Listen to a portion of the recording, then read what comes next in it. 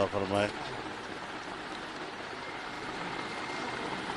آپ حضرات کا شکریہ، آپ تشریف لائے ہیں۔ اور میں 2-3 باتیں آپ کی خدمت میں عرض کرنا چاہوں گا۔ 2 روز پہلے ہمارے army chief general Qamar Bajwa صاحب نے جو خطاب کیا ہے، اور اس خطاب میں انہوں نے اپنے ملک کے مستقبل کے حوالے سے نکات اٹھائے ہیں۔ 2018 میں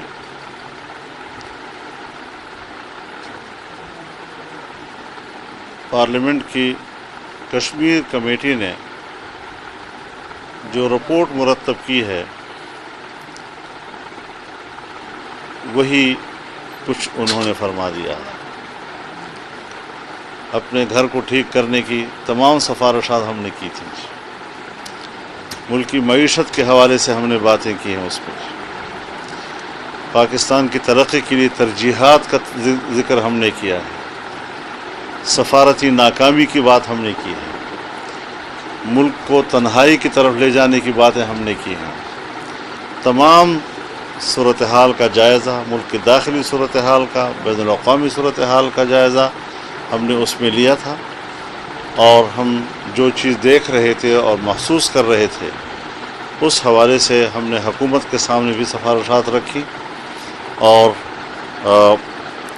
آج انہوں نے اس کا اعتراف کر لیا ہے کہ ہمیں اپنا گھر ٹھیک کرنا چاہیے۔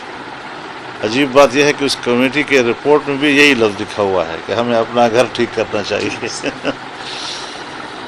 تو اس حوالے سے ضروری ہے کہ ہم اس سے اصولی اتفاق کریں، لیکن گھر کو ٹھیک کرنے کی بات اگر ہے کہ حکمرانی ہو، ایک جائز پارلیمنٹ ہو جن پر عوام کا اعتماد ہو، ہم کہاں سے کہاں آ گئے ہیں۔ ہماری سالانہ قومی پیداوار کا تخمینہ جو 5 سے 6% تک لگایا گیا تھا، آج ہم 0 سے بھی نیچے آ گئے ہیں۔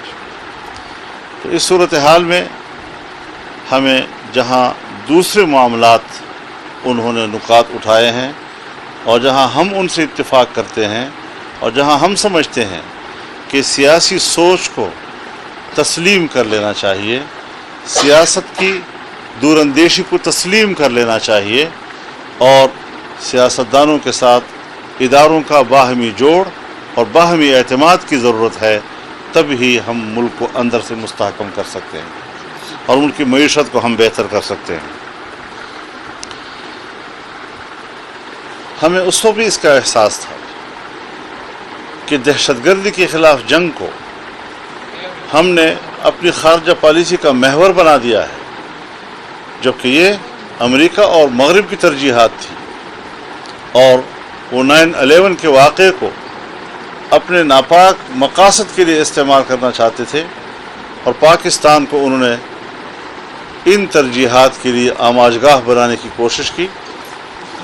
آج بھی جس طرح افغانستان میں امریکہ اور مغربی دنیا زمینی حقائق کو تسلیم کرتی ہے، اور جن کو وہ انسانی حقوق دینے کے لیے تیار نہیں تھے، آج صرف انسانی حقوق ہی نہیں بلکہ افغانستان کے اصل دعوے دار ان کو تسلیم کیا جا رہا ہے جن کو ایک وقت میں انسانی حق دینے کو بھی تیار نہیں تھے۔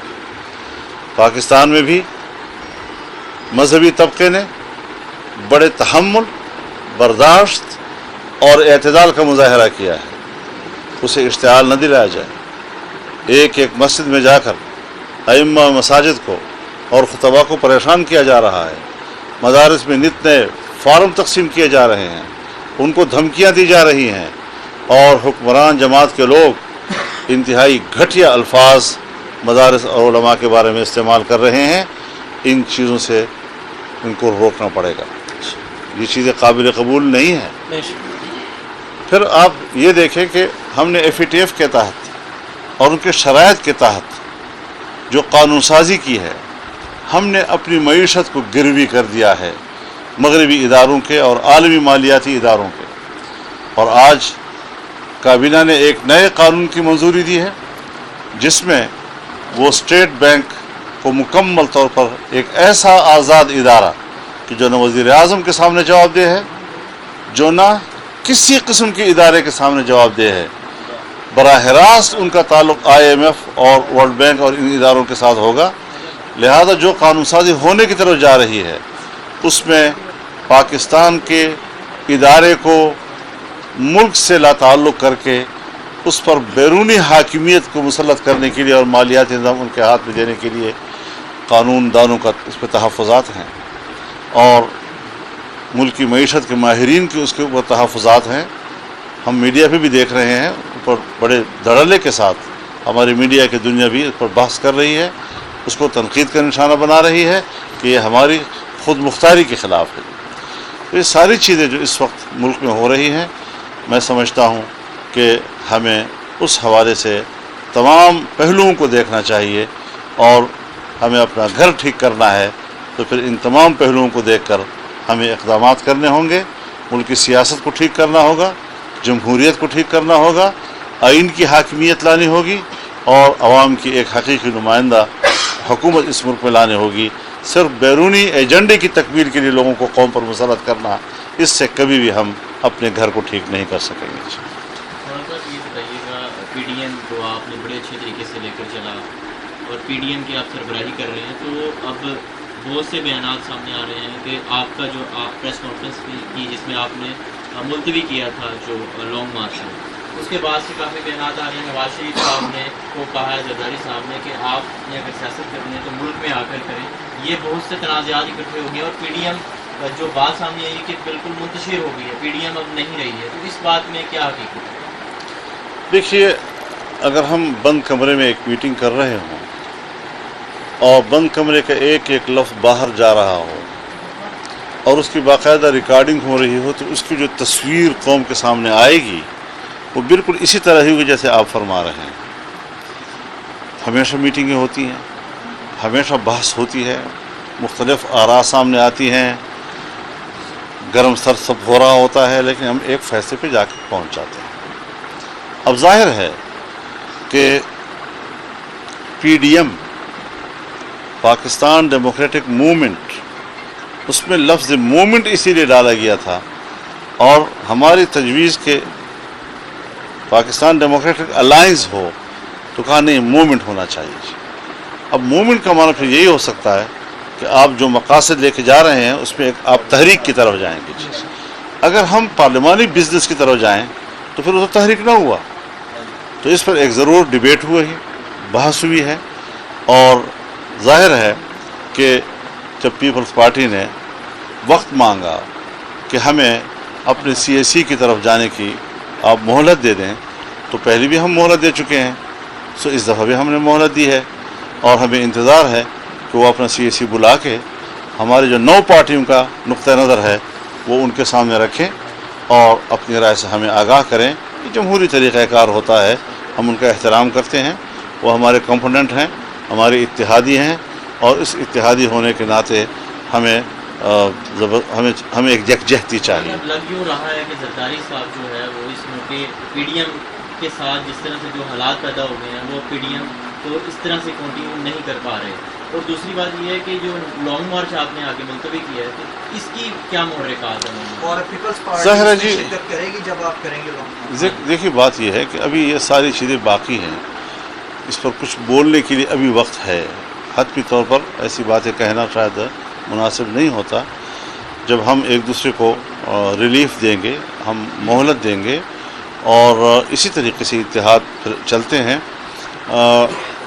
تحریک کو ملتوی کرنا یقیناً اس سے قوم میں ایک مایوسی گئی ہے، اس میں کوئی شک نہیں ہے جی. لیکن لانگ مارچ بامقصد ہونا چاہیے، اور بامقصد لانگ مارچ جو ہے اس میں سوائے اس کے کہ ہم پارلیمنٹ سے استعفے دیں، جو ہمارے اس اعلامیے کا حصہ ہے جو 20 ستمبر 2 پارٹیز کانفرنس میں طے کیا تھا، اور جس کی دعوت جو ہے آل پارٹیز کی میزبان وہ پاکستان پیپلز پارٹی خود ہی تھی جی. تو اس پر تمام پارٹیاں زور دے رہی ہیں. ایک فضل الرحمان کا مسئلہ تو نہیں ہے جی, 9 جماعت ہے اور ایک جماعت, تو اس لیے ہم پھر بھی کوئی سخت فیصلہ نہیں کر رہے. کوئی اجرت ہمیں پھر نہیں ہے کہ ہم ایک پارٹی کو کیوں قربان کریں, اور ایک بڑی پارٹی ہے, لہذا ہم ایک پارٹی کو قربان کرنے کے لیے تیار نہیں ہیں. لانگ مارچ تھوڑا مؤخر ہو سکتا ہے, شاید اس کو ہم برداشت کر سکیں, لیکن ایک پارٹی کو ہم کبھی بھی نہیں چاہتے کہ وہ اتحاد سے باہر ہو. ہم یکجہتی چاہتے ہیں, مل کر اس رجیم کے ساتھ ہم لڑنا چاہتے ہیں, اور قوم کو مایوس نہیں ہونا چاہیے. تحریکیں چلیں گی اور تحریکیں آگے بڑھیں گی. انشاءاللہ ہم عوام کو تنہا ہونے کا احساس نہیں دیں گے. مولانا صاحب, آپ ایک سینئر سیاستدان ہیں, آپ کا ماشاءاللہ بڑا تجربہ ہے, سینئر سیاستدان ہے. آصف علی زرداری صاحب مختلف مراحل میں جو وہ اپنی پارٹی کے مفادات لیتے ہیں, جیسے یسر رضا گیلانی کو پی ڈی ایم کے تحت انہوں نے امیدوار بنایا, اسے کامیاب بنایا, لیکن سینٹ کا چیئرمین بننے پر ان کو جو ہے وہ شکست کا سامنا ہے. کیا آپ سمجھتے ہیں کہ آصف علی زرداری اپنے کام سارے کرتے رہے, لیکن جب پی ڈی ایم کو ان کی ضرورت پڑی تو انہوں نے جو ہے اس کو انکار کیا؟ یہ باتیں ہم نے ان سے کی ہیں, میں نے ٹیلی فون پر بھی کی ہیں, اجلاس سے پہلے بھی, اجلاس کے دوران بھی, اجلاس کے بعد بھی رابطہ ہمارا ان کے ساتھ موجود ہے کہ پیپلز پارٹی کی رائے کا ہمیشہ ایک احترام رہا ہے. اگر انہوں نے کہا ہے کہ ہمیں ضمنی الیکشن میں جانا ہے تو انہوں نے صوبائی حکومت کی طرف سے براہ راست الیکشن کمیشن کو کہا اور ہم نے ساتھ دیا ان کے. اگر انہوں نے کہا کہ ہمیں سینٹ کے الیکشن میں جانا چاہیے تو ہم نے ان کی تجویز کا احترام کیا ہے, ہم ساتھی ہیں. اور اب جب اس مرحلے پر ہم آئے کہ ہم عدم اعتماد کا آپشن استعمال کریں, اب جس قومی اسمبلی کو میں ناجائز سمجھتا ہوں, اس کی اکثریت کو ناجائز سمجھتا ہوں, جب میں وہاں پر عدم اعتماد لاؤں گا تو پہلے تو میں پارلیمنٹ پہ اعتماد کروں گا, پھر اس میں اکثریت پیدا کروں گا, اور اگر اکثریت دوسری طرف چلی گئی تو میرا عدم اعتماد کی تحریک خود ان اسمبلیوں کو, جو اس کو ہم ناجائز کہتے ہیں, ان کو جواز فراہم کر دے گی. تو پھر اس کے بعد ہمارے پاس وہ اخلاقی وجوہ بھی باقی نہیں رہیں گی.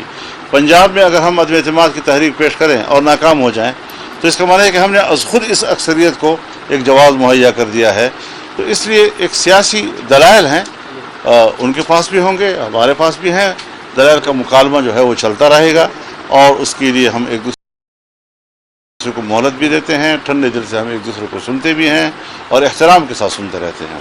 تو اس حوالے سے میرے خیال میں ہمیں اس مسئلے کے حل کی طرف بڑھنے دیا جائے. سرکاری وزراء نے اسپیشلی فردوس عاشق آباد نے کہا ہے کہ پیپلز پارٹی کی جو جان ہے وہ سندھ حکومت ہے. پیپلز پارٹی کبھی بھی استعفوں پہ جو ہے وہ راضی نہیں ہوگی, اور مایوسی ہوگی مولانا کو بھی اور پی ڈی ایم کو. حکومت کے لوگوں کو ہمارے کسی بھی پارٹی کی نمائندہ بننے کی ضرورت نہیں ہے, اور نہ ان کو حق پہنچتا ہے کہ میری پارٹی کے بارے میں وہ رائے دیں.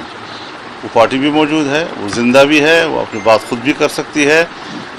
کسی حکومتی بندے کو ہماری کسی ایک پارٹی کا نمائندہ بننے کی ضرورت نہیں ہے. صاحب, آپ کل تشریف لے کے جا رہے ہیں گائیڈنس مریم بیبی سے ملنے کے لیے, تو کس سلسلے میں جا رہے ہیں, آپ کی گفتگو کا ایجنڈا کیا ممکن ہے؟ ظاہر ہے جو باتیں ابھی آپ سوالات کر رہے ہیں یہی چیزیں سامنے ہوں گی. اس یہ فرمائیے کہ ہمارے جو وزیر اعظم ہیں ان کو کورونا ہو گیا ہے, تو آپ ان کی صحت کی دعا کریں, اور اس قوم کو کورونا سے بچنے کے لیے کچھ خاص پیغام دینا چاہیں. میں تو ان کی شفایابی کے لیے دعا گو ضرور ہوں, لیکن بات بنیادی یہ ہے کہ ویکسین لگا کر کرونا, تو یا تو ویکسین فراڈ ہے یا پھر یہ کرونا فراڈ ہے, کیونکہ ادھر 22 تاریخ کو الیکشن کمیشن نے فارن فنڈ کیس میں ان کو بلا لیا ہے, اور ادھر ویکسین کے بعد جو ہے ان کو کرونا ہو گیا ہے. تو یہ ساری چیزیں سمجھ میں نہیں آ رہی ہمیں. یعنی آپ کہنا چاہ رہے ہیں جو ویکسین ہے, یا تو وہ پہلے اپنا کرونا ٹیسٹ کرواتے, پھر اگر کرونا پازیٹیو آتا تو پھر تھوڑا ریسٹ کرتے, پھر ویکسین لگواتے. پھر یہ اعلان کس نے کیا ہے, ذرا آپ مجھے بتا سکتے ہیں کہ کس ڈاکٹر نے کیا ہے؟ اسد عمر صاحب نے بھی ٹویٹ کیا ہے. نہیں, ایک ٹویٹ ہے, اس میں ڈاکٹر نہیں ہے نا. ڈاکٹر کون ہے؟ ڈاکٹر جس سے یہ کہا گیا ہے تو وہ تو ذاتی ڈاکٹر ہے, وہ سرکاری ڈاکٹر نہیں ہے. آپ سمجھتے جو الیکشن کمیشن میں لایا اس سے تو بچنے کے میں یہ کر رہا ہوں, یہ ساری چیزیں جو ہیں یہ سامنے آ رہی ہیں. میں نہیں آپ سے بات کر رہا, مجھے سوالات پہنچ رہے ہیں سوشل میڈیا پہ. جی میں تفصیل تو نہیں کہہ سکتا, یعنی یا تو یہ ویکسین فراڈ ہے, یا پھر ویکسین کے اگلے روز کرونا ہو جانا, اس کا مثبت ہونا, پھر یہ فراڈ ہے. اور یہی آپ چاہ رہے تھے. بہت شکریہ جی. خدا حافظ جی، بہت مہربانی.